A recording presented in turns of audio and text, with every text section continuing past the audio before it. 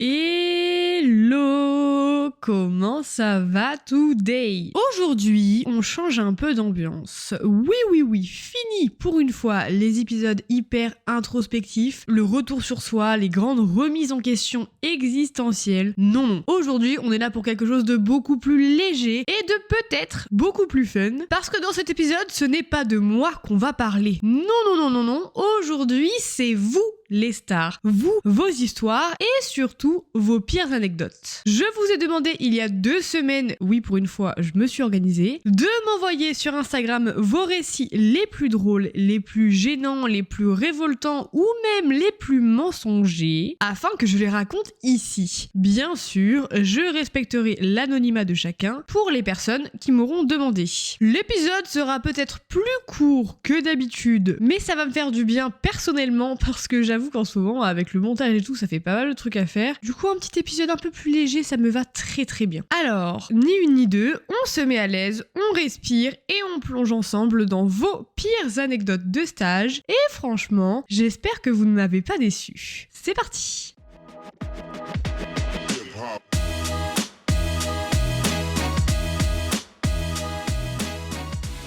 On commence avec la première histoire qui me dit « Coucou, j'étais en stage en 3e année de médecine et il faut savoir que les stages de chirurgie ne m'attirent pas du tout. Je me sens vraiment pas à l'aise, même si c'était pas mon premier stage en chir. J'étais au bloc en chirurgie digestive et la seule étudiante, pas d'externe, pas d'interne. Seulement le chef de clinique et le personnel du bloc opératoire. Gros cœur sur eux, ils sont incroyables au passage. On était sur une célioscopie pour faire des biopsies sur un probable cancer des voies digestives. C'était assez intéressant, mais le chirurgien était très, spécial. Et son comportement dans la salle de bloc était à mon sens vraiment discutable. Les infirmières de bloc opératoire avaient préparé tout le matériel nécessaire. L'opération se passe, je suis en stérile, les mains sur la patiente pour pas faire d'accident, quand, vers la fin, le médecin commence à retirer les compresses qui épongeaient le sang pour que les infirmières de bloc puissent les compter. Cependant, problème impardonnable visiblement, la poubelle n'était pas à l'endroit précis que voulait le chirurgien, c'est-à-dire à ses pieds, à sa droite. Il a donc commencé à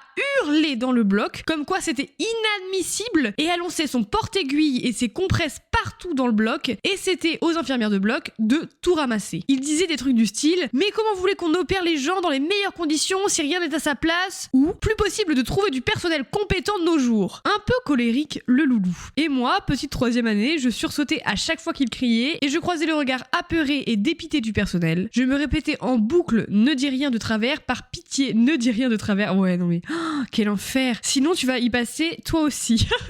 Tu m'étonnes. J'étais choquée de voir comment un chirurgien pouvait traiter ses collègues alors qu'ils étaient absolument adorables, qu'ils faisaient tout pour me mettre à l'aise et que ce petit incident ait provoqué autant de réactions de sa part. Non mais le gars est dans l'excès. Le gars est carrément dans l'excès. Enfin, à quelle heure le fait que la poubelle soit pas précisément à sa droite, c'est l'erreur du siècle. Fallait juste dire, s'il vous plaît, est-ce qu'on peut mettre la poubelle à ma droite? J'en ai besoin pour déposer les compresses et fin de l'histoire. Mais le gars est taré. Mais franchement, ça me fait de la peine. Et après, on se plaint que, par exemple, le personnel soignant, que les infirmières, les aides-soignantes, les infirmiers, les aides-soignantes ou les aides-soignants, enfin bref. Voilà, hommes, femmes, dans le personnel médical, on s'étonne qu'ils sont à bout, qu'ils sont à la limite du burn-out et que parfois ils parlent mal ou qu'ils sont vraiment vénères, mais en même temps, vu les conditions de travail, parfois, mais je peux comprendre, vraiment je peux comprendre. Et puis toi, mais ça a dû te choquer, enfin je sais pas, genre t'es là, t'es tranquille, tu te dis je vais voir une petite opération digestive, et là le chirurgien il pète un câble parce que la poubelle est pas à droite, mais faut se calmer monsieur. Je sais que moi une fois pareil, c'était en Dige à Caen, donc en chir-Dige, et j'étais en L3, pareil que toi, j'allais faire une opération, c'était pour retirer des hémorroïdes, donc vraiment une opération plutôt classique entre guillemets en chir-Dige. Et moi j'étais jamais allée en chir de ma vie, donc vraiment je connaissais pas du tout, je savais pas comment fallait faire pour être stérile, je savais pas comment fallait faire pour se laver les mains, je savais pas comment fallait faire pour mettre des gants, enfin je connaissais rien, vraiment j'arrivais en mode coucou c'est moi quoi. Et j'arrive dans le truc, et en fait l'infirmière de bloc, par contre là cette fois-ci c'était pas le chirurgien qui était méchant, parce que là le chirurgien était adorable, cette fois-ci c'était l'infirmière de bloc, parce que c'était une femme, enfin genre elle était hyper méchante avec moi, je lui dis du coup qu'est-ce que je dois faire? Elle fait tu te mets là et tu fais rien. J'étais en mode ok, je vais me mettre là, je vais rien faire. Et je lui dis mais du coup je sais pas me mettre en stérile. Elle fait ah mais vous me saoulez les étudiants là, vous savez rien faire, enfin vous mettre en stérile c'est quand même la base et tout. J'étais en mode bah en fait non, parce qu'en fait en ce moment ce que je fais juste c'est apprendre des cours, je vais jamais en stage donc non je sais pas me mettre en stérile. Bien entendu je lui ai absolument pas répondu ça, hein. J'étais en mode d'accord. Mais dans ma tête j'étais en mode mais en fait tu commences à me saouler. Mais en face to face bah je faisais rien quoi parce que je n'avais pas de corones. J'en ai peut-être toujours pas d'ailleurs, mais bref ça c'est un autre sujet. Et vraiment voilà, elle s'est vénère sur moi en mode ouais tu sais pas te mettre en stérile, ouais faut pas faire ça, ouais mets-toi là et bouge pas. J'étais en mode bon alors déjà tu vas te calmer. Bien sûr j'ai fait totalement ce qu'elle m'a demandé de faire étant donné que je n'avais aucune confiance en moi. En même temps en L3 c'est un peu compliqué d'avoir confiance en ses compétences étant donné qu'on a entre guillemets peu de compétences. Enfin bref, pareil, moi la chirdige, enfin j'ai l'impression que la dige, je sais pas c'est un avis, mais en tout cas la dige à Caen c'est réputé pour être hyper hardcore. Donc franchement les personnes qui veulent faire chirdige et donc qui vont faire l'internat de chirdige, courage à vous, vous êtes vraiment des warriors parce que apparemment c'est assez dur et ça demande assez d'investissement et tout. Donc vraiment force à vous parce que ça a pas l'air non plus folichon. En tout cas dans ma fac. Deuxième anecdote, je faisais ma première garde aux urgences adultes l'an dernier. Ça faisait même pas un mois que j'étais externe, j'étais impressionnée de voir autant de monde courir partout. Il y avait un brouhaha constant, plein de mots très techniques qui fusaient dans tous les sens et moi au milieu qui était complètement perdu. Le chef me demande d'aller faire un ECG 18. Alors t'as écrit 17 dérivations. Je connais pas les ECG de 17 dérivations. Pour moi il y a 12 et 18. Du coup je vais mettre 18 dérivations. Peut-être que tu t'es trompé en écrivant. Ou alors c'est moi qui ai vraiment zéro connaissance. J'en sais rien. Mais bon, peut-être que 17 ça existe, je sais pas. Mais dans ma tête il y a 12 et 18. On va dire 18. Et là, bug total. Je sais faire un ECG à 12 mais pas à 18. Du coup j'étais en mode pardon, enfin c'est quoi un ECG 18 dérivations? Donc je garde la face et je lui dis ok pas de souci, je fais ça tout de suite. Je commence à paniquer et je cherche mon co-externe et je lui demande s'il sait en faire un et si il peut me montrer. Spoiler alerte, lui non plus ne sait pas en faire. Alors ça vraiment, les moments où t'es un externe, tu te dis putain je sais pas faire ça, tu vas voir ton co-externe et tu te dis putain je sais pas faire ça et t'oses pas demander au chef, t'as l'air vraiment très con, ça me fume de rire. Je sors mon téléphone et je commence à écrire un message à ma copine à moi qui était en 5e année à l'époque pour lui demander de l'aide. Le temps passe, toujours aucune réponse et je sors l'arme ultime, Google. Et je tombe sur des schémas hyper compliqués, peu d'explications, mais miracle, ma pote me répond et m'explique et me dit de m'aider du schéma pour savoir comment placer les électrodes. On se retrouve dans le box de la patiente, adorable au passage, avec mon co-externe et mon téléphone sous le nez, à débattre et à hésiter sur l'endroit où placer telle électrode. Tout ça devant la patiente, tout en s'excusant et en expliquant que c'est notre première garde et qu'on est un peu perdu. Je vous laisse imaginer la scène. Oh mon dieu, mais la patiente elle devait être en mode mais qu'est-ce qui se passe? Ils savent ce qu'ils font ou pas? Parce que là ils sont quand même en train de regarder un tuto YouTube, donc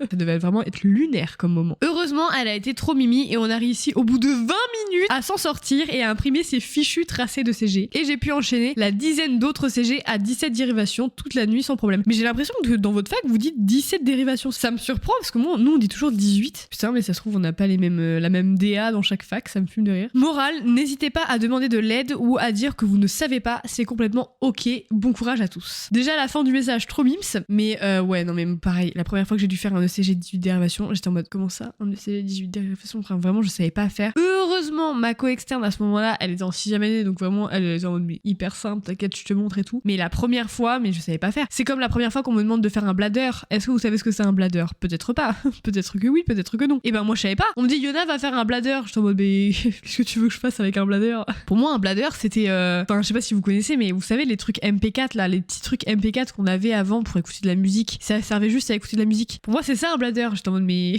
faut que je fasse écouter de la musique à impatience, ça n'a pas de sens. Et heureusement j'avais demandé à pareil une co-externe à ce moment-là et elle m'avait dit mais non mais Yona un bladder c'est genre une mini échographie de la vessie pour voir combien il y a d'urine dans la vessie pour savoir si la personne est en rétention d'urine ou pas. J'étais en mode ah d'accord, ah ok, bah écoute je savais pas et tout. Et du coup elle m'a montré et tout, pareil pour les gaz du sang, enfin en fait pareil pour tout. Vraiment la première fois que j'ai fait un plâtre j'ai regardé un tuto YouTube hein. Donc vraiment petite morale de l'histoire et je suis grave d'accord avec toi, si c'est votre première garde ou qu'il y a un truc que vous savez pas faire, n'hésitez pas à demander vraiment, on passe tous par là, même si pour certaines personnes ça remonte à il y a longtemps, mais ils ont tous fait un premier ECG donc c'est hyper important de le savoir et vraiment n'hésitez pas à demander, il y a pas de problème, c'est ok.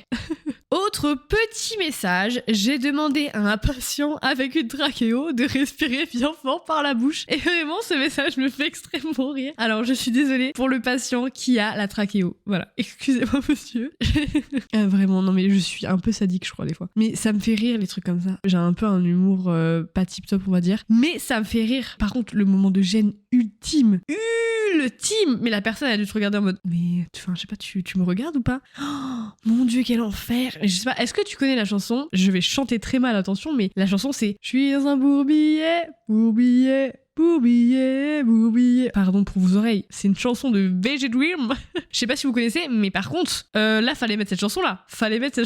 Parce que vraiment, ça me fume de rire. Des fois, je trouve qu'on fait tellement les choses par automatisme. Genre les examens cliniques, on est là, oui, alors je vais écouter votre cœur, je vais écouter votre poumon, je vais faire l'examen neuro. Vous pouvez fermer les yeux, vous pouvez ouvrir les yeux. Enfin, vraiment, ça devient automatique. On fait des trucs par automatisme. Et donc, du coup, parfois, ça nous amène à des situations vraiment, vraiment très cocasses. Je sais pas si t'étais solo dans la pièce, parce que parfois, quand on va faire les examens cliniques, on est à 2, 3 et tout. Mais si jamais t'étais avec quelqu'un, comment ne pas rire? Comment ne pas rire? Franchement, mais moi, j'aurais du mal à ne pas rire. Ce n'est pas bien entendu, il faut se contrôler, mais j'aurais du mal à ne pas rire. Autre petite anecdote. J'étais en stage de lycée. Je le fais dans un hôpital de ma ville. Je fais ma première consulte avec un interne du service. Sauf qu'à un moment, le patient demande à l'interne en quelle année il est. Et là, je sens que ça va être à mon tour. Sauf que l'interne m'a présenté comme une étudiante de médecine, alors que j'étais une étudiante, enfin une lycéenne quoi. Donc, je sors à la patiente que je suis en P2. Je ne sais plus ce qu'elle me sort, mais j'avais super peur de la recroiser dans le service pendant le reste de mon stage. Bah déjà, incroyable que t'aies réussi à faire ton stage de lycée dans un hôpital, parce que moi je sais que j'avais demandé et on me refusait de partout, on était en mode mais en fait tu es une lycéenne, tu n'as rien à faire dans un hôpital, j'étais en mode ok,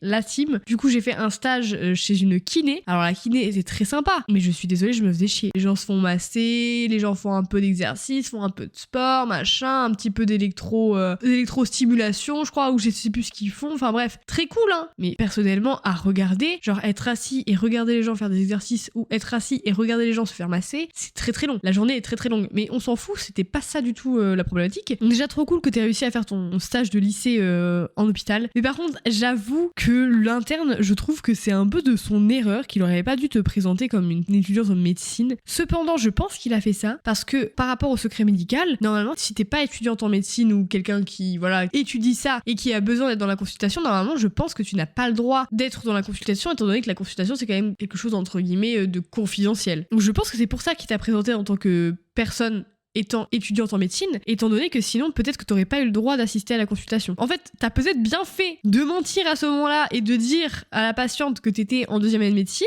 parce que comme ça, elle y a cru, elle est en mode ok, top, parce que je suis pas sûre que ça soit légal de faire ça. Et je me suis pas du tout renseignée sur la chose, mais moi je sais qu'à mon époque, ça va, je suis pas centenaire non plus, mais c'est vrai que moi j'avais pas eu le droit de le faire, donc c'est peut-être pour ça qu'il a fait ça. À méditer. Bon, maintenant je pense que l'interne est peut-être devenu docteur, je sais pas si tu le connais toujours.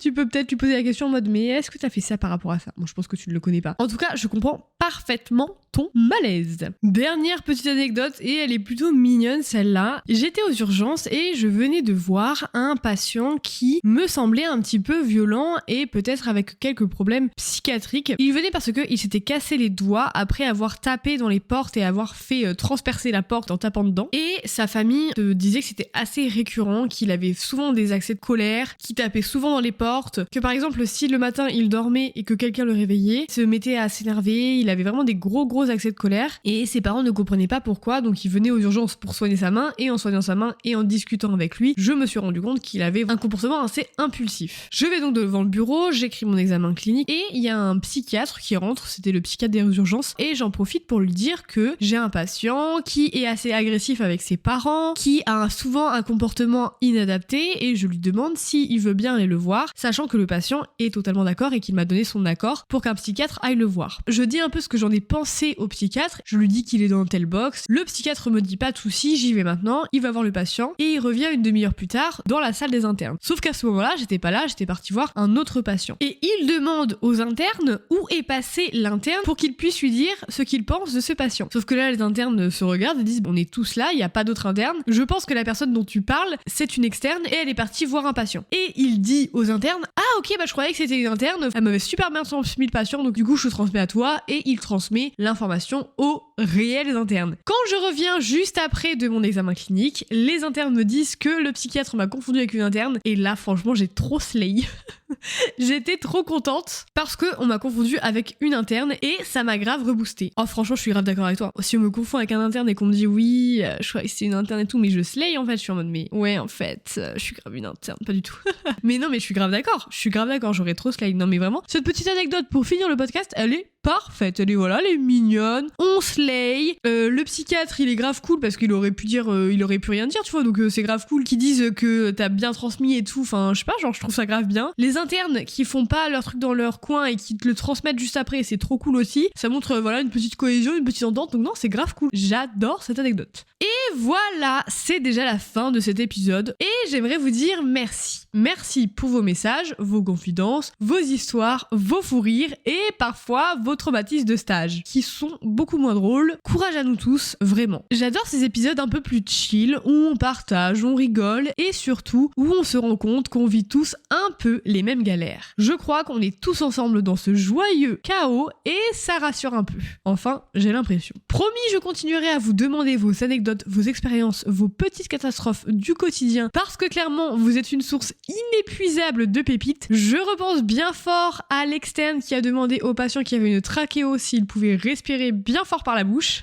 Mais promis, ne vous inquiétez pas, avec moi, vos secrets sont bien gardés, c'est entre nous. Si cet épisode vous a plu, n'hésitez pas à me le dire, à le partager, à l'envoyer à un ami ou peut-être à quelqu'un qui a besoin de se sentir moins seul. Il était plus court que d'habitude, j'avais envie de faire un épisode un peu plus simple, un peu plus léger, où je réfléchis moins et juste je raconte vos petites histoires et ça m'allait très bien. J'espère que ça vous a intéressé, vous aussi. En tout cas, j'ai hâte de vous retrouver pour un nouvel épisode, peut-être plus sérieux ou peut-être pas. Et comme d'habitude, moi je vous dis à dimanche prochain, portez-vous bien, ciao!